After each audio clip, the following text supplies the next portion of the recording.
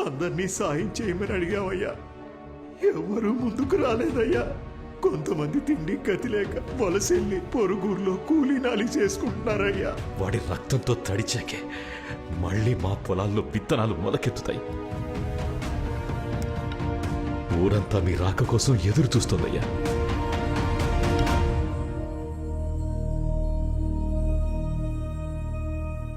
వాడెవడో ఎలాంటి వాడో నాకు తెలియదు, కానీ మీ పొలాల్ని మనుషుల్ని నేను కాపాడతాను. మీ ఊర్లో మళ్ళీ వ్యవసాయం జరుగుతుంది, ఇది సత్యం. మీరు అడుగుతున్న సహాయం చేస్తున్నందుకు మీ పొలంలో పండే గుప్పిడు ధాన్యం ఇవ్వండి చాలు. చాలా సంతోషం అయ్యా. సంతోషం.